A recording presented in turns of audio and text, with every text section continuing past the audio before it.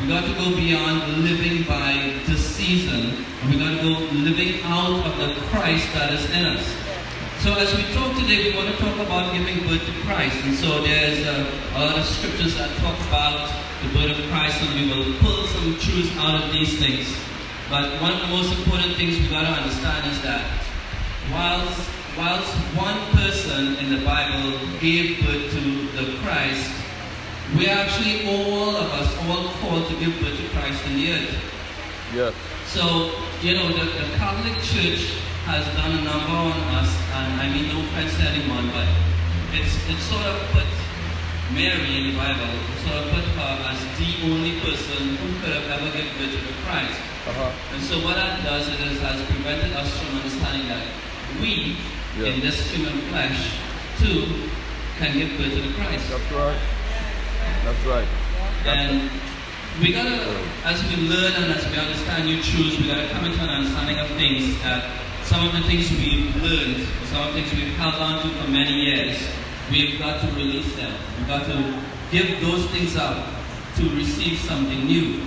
Yeah. If we continue to believe that way, then we will never believe that Christ in us. Yes. Come on. So we have to come into the understanding of this Christ in us. Yes. Okay, let's take a look at some of the scriptures. Alright, so Mary was not the only one. Mary was not the only one. Now we understand special circumstances. And if we understand the Bible gives us a lot of types and representation, then what happened to Mary is a type of or representation of what God wanted to do in the earth. Yes, sir. Mary was just one person, but it's a representation of what he wants to do with all men.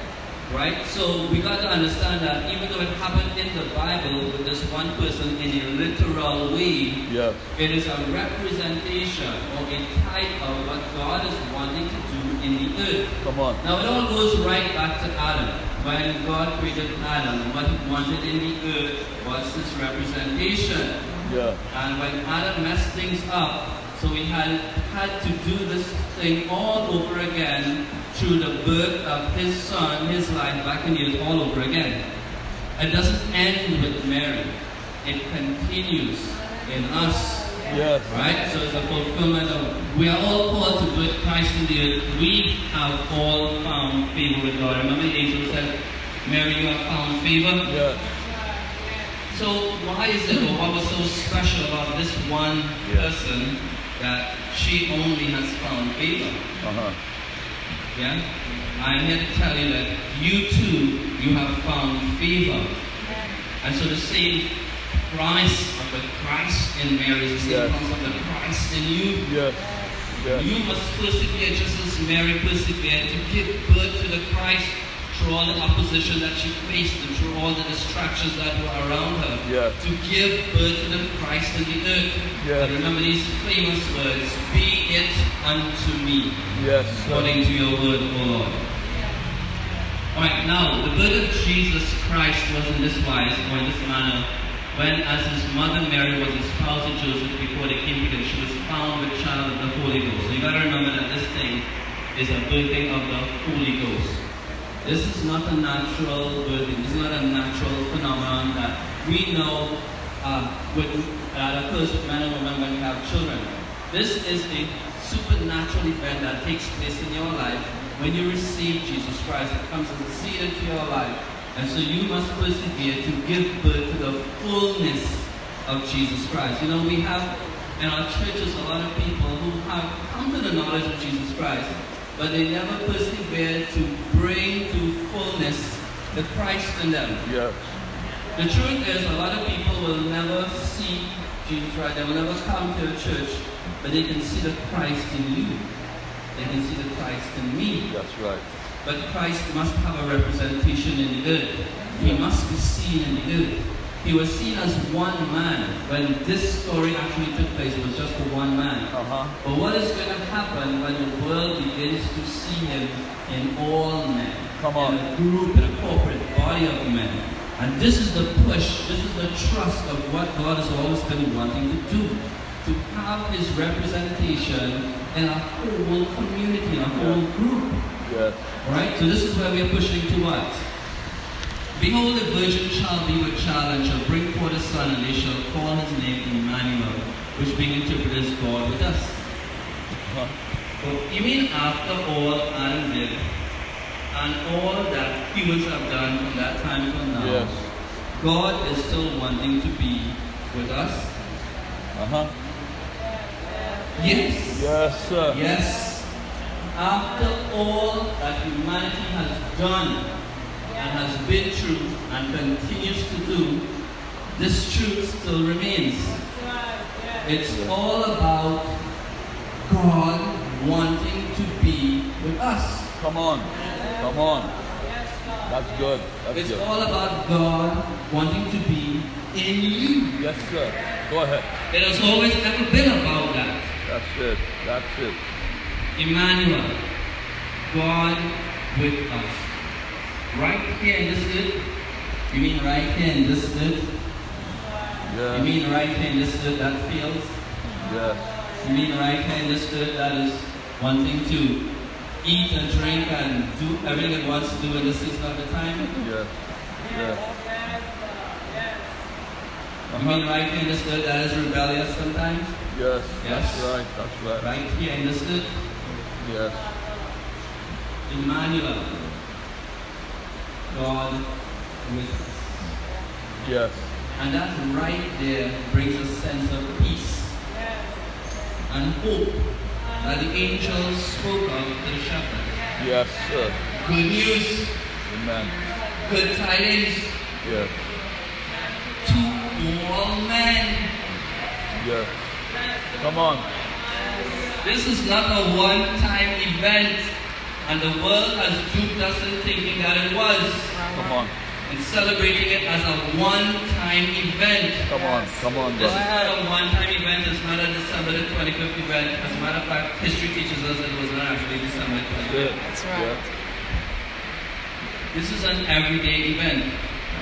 Christ must be born in us every day. He must be born in us every day.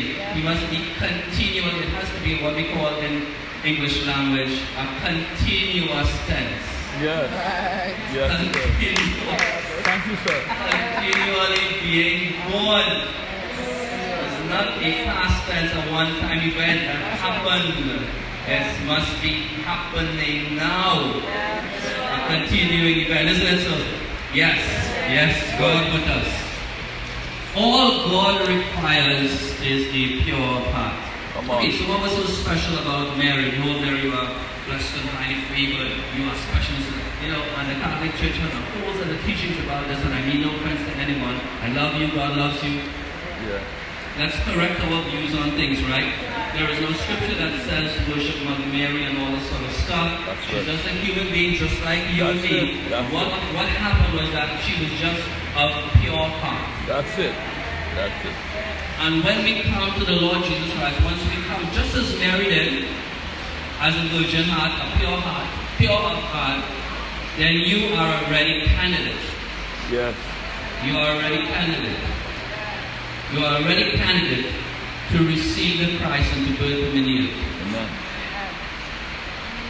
And you're birthing him in you. It's not really giving a birth to a real person. I'm talking about an expression of the Christ life in you. So that when people see, when they interact with you, they will say, listen, there is something about you. Yeah. There is something about you that draws me. It has to be the Christ. Yeah. It has to be the Christ life in you, isn't it? A willing participant. A willing participant. Look at that. Blessed are the pure in heart. Only those of a pure heart. Blessed are the pure in heart. Matthew 5:8. One of the most famous scriptures. Blessed are the pure in heart, for they shall see God. A willing participant. Look at what Mary says in Luke 1:38. And Mary said, behold, the handmaid of the Lord, be it unto me according to your word. I'm willing. I'm willing to take this responsibility, to go through whatever opposition I will face, because she probably knew what she would face, and endure to the end. As Pastor said, endure to the end. We've got to see this thing to the finish. We have a lot of people that started and fell short. A lot of people that fell out of church, fell out of relationship, got angry with God, got angry with the pastor, got angry with everything, and just fell out. We want people who would finish. Yes, sir. We want people who will take this to its fullness. We want people who will take it to the end and bring it to completion, perfection. I believe God is wanting to wrap this whole thing up and bring this whole thing to completion. To bring it to completion means it has to be complete in you, it has to be complete in me. And He's not wanting it to be incomplete in you and half complete in some, and three-quarter in some, or some just now getting started. It's got to get completed. We got to go push this thing to the end, right? Alright, Luke 1:35, and the angel answered. So I'm just pulling some scriptures out from the Bible that talks about this first experience. Because what I want you to understand is, if we take this first experience, that was a real and literal experience, and we view it in terms of a type of what God wants to do with the rest of us, what God wants to do with all men, then we will understand some truth. Because we go back to what God actually did in the Bible, and we'll understand what He wants to do in us. So the angel answered and said unto her, the Holy Ghost shall come upon thee, and the power of the highest shall overshadow thee. Therefore also that holy thing which shall be born of thee shall be called the Son of God. So wait a minute. Christ in this weak, failing flesh? Yes. Yes, sir. Yes. Yes. You see, what we must understand is that Christ came into the earth and took on this form of flesh to show that we can win. Come on. You see, He didn't just save us in His death, but He saved us in His living. Yeah. Because in His living is where we learn that we too can be victorious. We have a lot of people who really love God, but they don't know how to win in situations.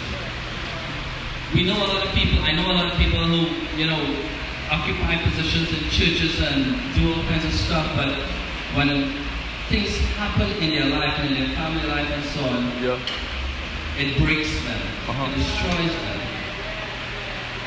Christ lived in the earth, and don't fool yourself, He failed a lot of opposition.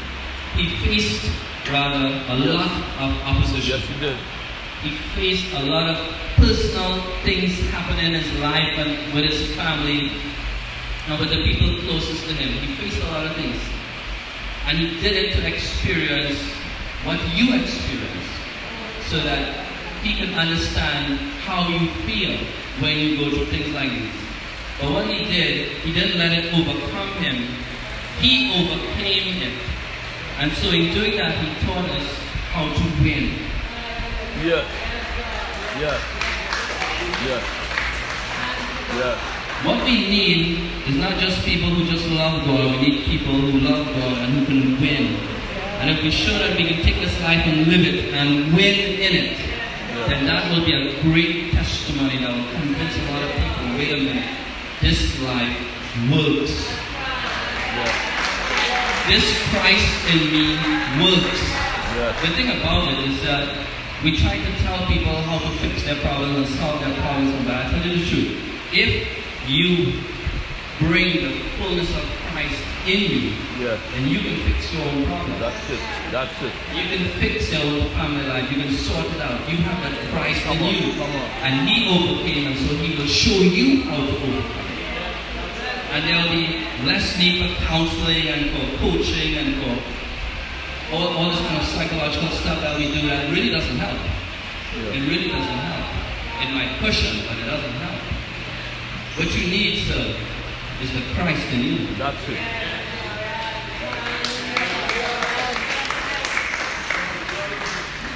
And it came to pass that when Elizabeth heard the salutation of Mary, the babe leaped in her womb, and Elizabeth was filled with the Holy Ghost. This is such a powerful, powerful thing. Now, I'm just pulling scriptures out, so don't be confused. Remember, after the angel visited Mary, told her that her cousin Elizabeth was also pregnant, and she went to visit her cousin Elizabeth, and at the sound of her greeting, as she walked through the door, the babe in Elizabeth moved. And scripture records that Elizabeth was filled with the Holy Ghost there and began to prophesy. A lot of stuff happens when the Christ in you connects with the Christ in someone else. Come on. Good. Look at this. Connectivity occurs when the Christ in you connects to the Christ in me. Yeah. I can't really connect to Linda because, you know, if I might even look at Linda and say, well, she's not worthy to be my friend, you know. Linda, that's okay. But the Christ in you, Linda, connects to the Christ in me. And no matter what I do, I cannot be separated from you. We try to do a lot of stuff about connectivity in churches and joining of churches together and so on, but unless the Christ in you connects to the Christ in me, nothing's happening. But first of all, we gotta have the Christ in you and the Christ in me, or there can be no connection. Come on.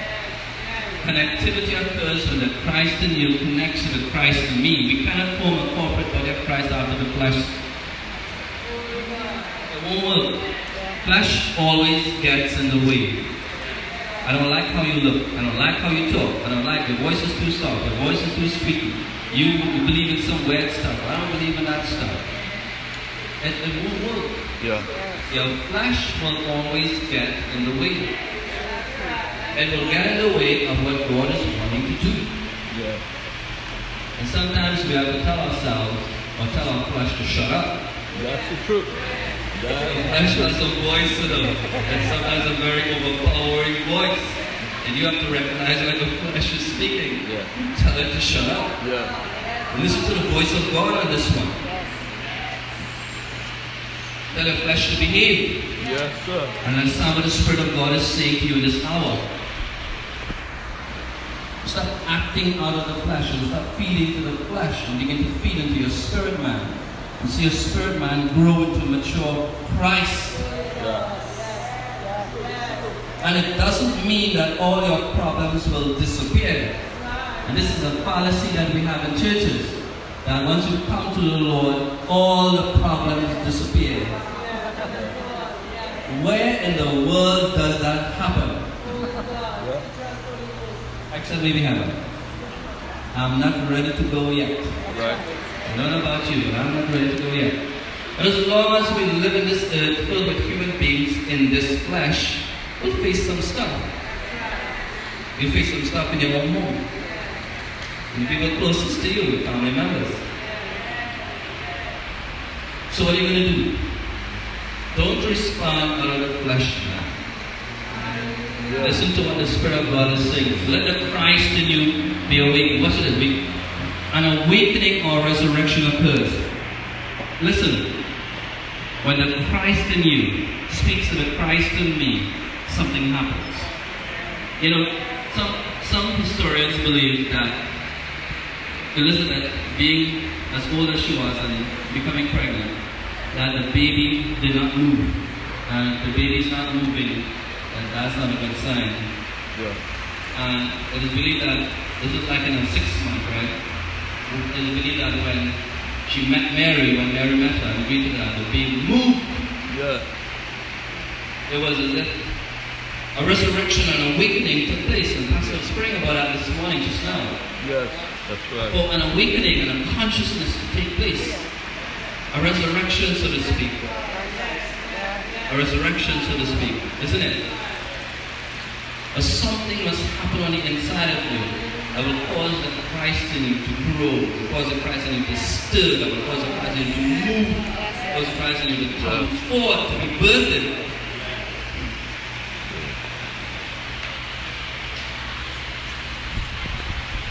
Now, the apostles picked up on some very important truths in talking about birthing the Christ in all men.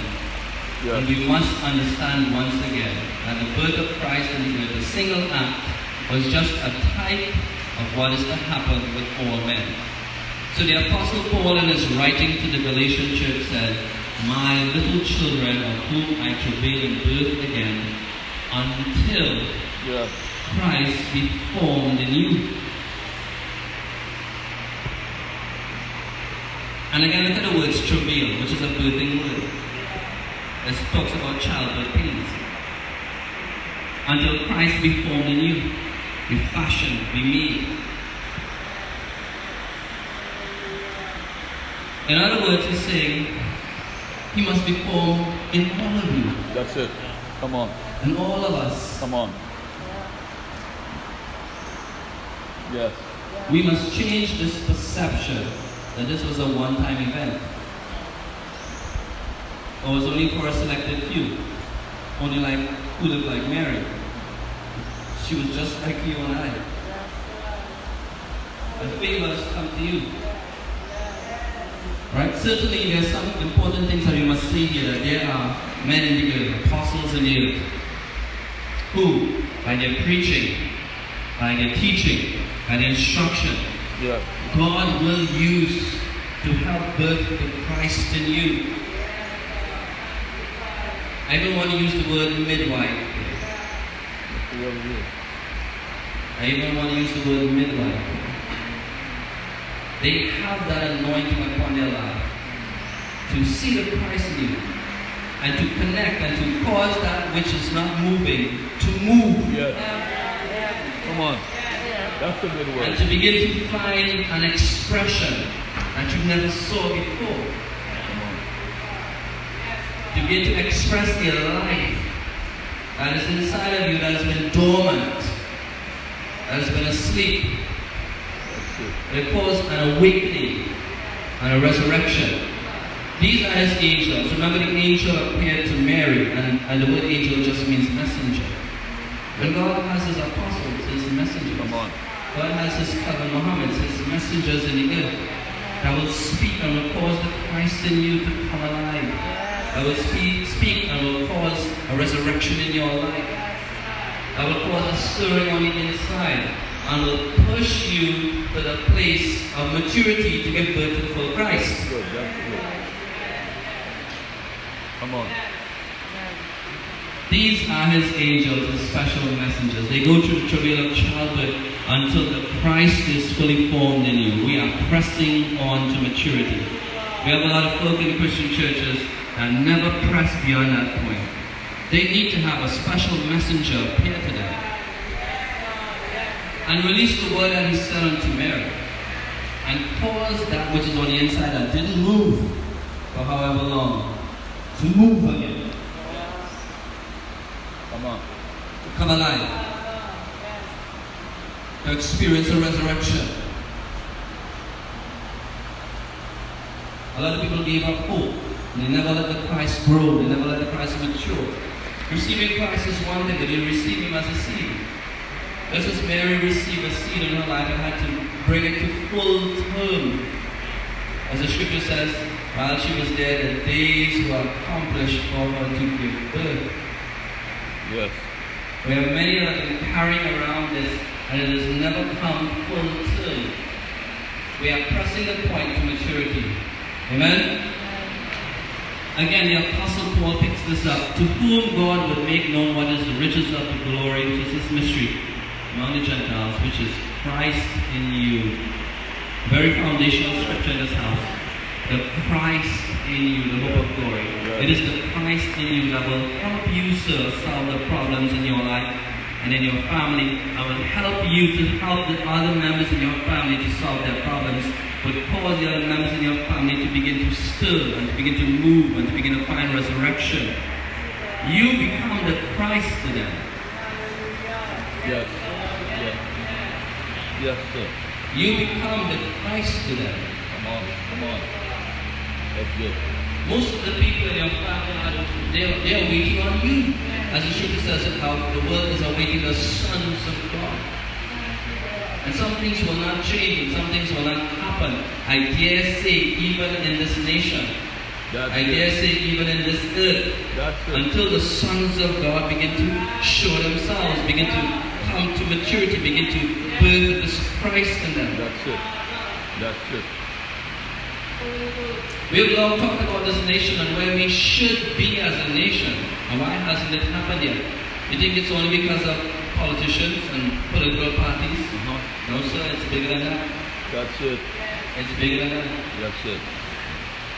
There are much bigger things at work here. Yes. God has a plan. That's it. As you said, Pastor, God is up to something. He always is. He always is. When the promise of the virgin giving birth first came, it came in the time of Isaiah the prophet, hundreds of years before it actually happened. And the promise came to the king when he was threatened by war and facing sure destruction. You know what the prophet asked him? He said, ask God for a sign. But he was too afraid to ask for a sign. So well, God will give you a sign. And this will be the sign. Behold, a virgin will conceive. You mean that's it? You mean, God, that's the best sign you can give me right now? We're facing war and death and destruction yet.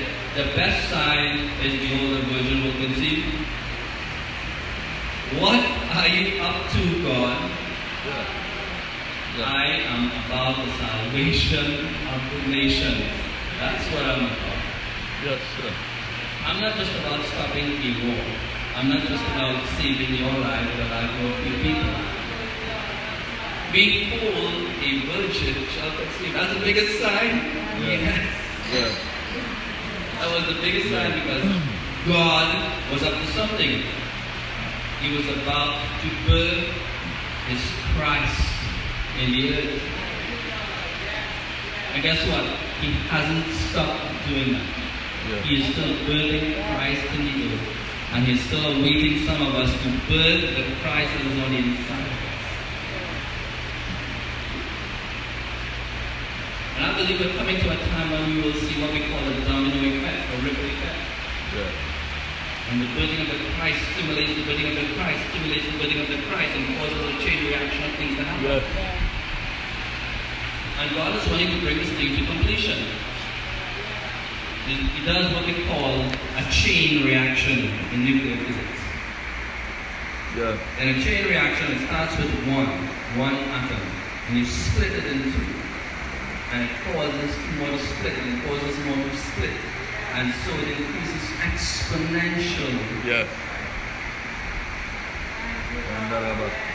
And God started this whole thing with the one man, Christ. But it is continuing on in all of us. It is not done. He is not done. Alright, so human flesh is so weak. You mean He's still appearing in human flesh? Yes, He is, and prone to failure. And to equate oneself to God was a crime punishable by death. You know that's what they got angry with Jesus for? They said no man can call himself the Son of God. Not you, not this wicked human flesh. We can't compare this flesh to the Lord. What? Are you kidding me? Punishable by death. We've come a long way from that, haven't we? God is still in the business of pouring out His Spirit upon all flesh. He's still in the business of pouring out His Spirit into all flesh. He hasn't stopped. He hasn't stopped. God will have His Christ in the earth. He's not afraid of your flesh or its corruption or limited by your failure. And some of us think that we are not ready candidates because we've done some stuff, we've been through some stuff, we've done some things. God is not afraid. God is not afraid of what you've been through in the flesh because He knows what He can do when He begins to birth the Christ in you. He knows the power of His life in you is an overcoming power.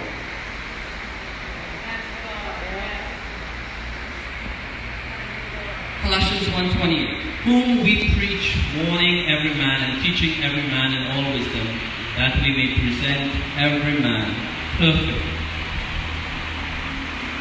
That word perfect there means complete.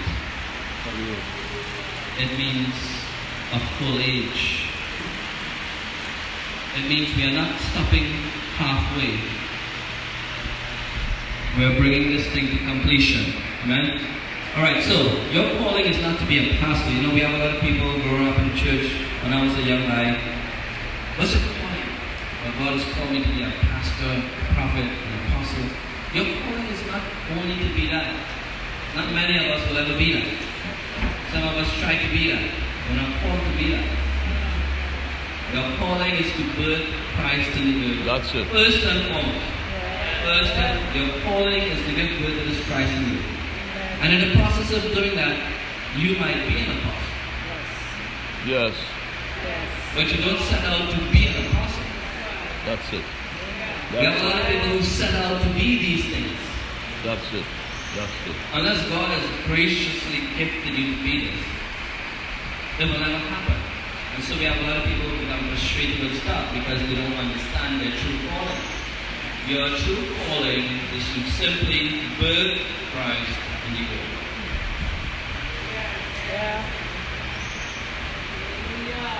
God is not afraid of the weakness of your flesh.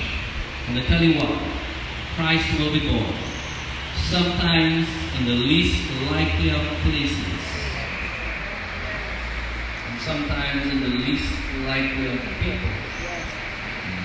We cannot ever count anyone out because since I was like this big, John 3:16 always told me about God so loved the world. Yeah. He gave His only begotten Son. So it's made available to anyone who believes in Him. Yeah. Everyone. The greatest witness we will see is not what we speak, but what we live. When they see that Christ fully formed in us, will be the greatest witness and testimony of it. Yeah. People will come to us. We won't have to go to them. The people came to Christ. They followed Him wherever He went. He didn't have a moment free time. He had to get on a boat and go out into the middle of the sea. They were always around. Why is that happening now? We are still trying to birth this full measure of Christ in the earth. Amen. God bless you. I pray for you today. Yes. That understanding will come to your mind. Yes. I pray for you today that you will see yourself not unworthy, but that God appears even to the most humble, simple, and lowly of persons, and He pours out of His Spirit upon them and does great signs and wonders. The greatest sign and wonder you will ever see is Christ in you, the hope of glory. Amen. Amen.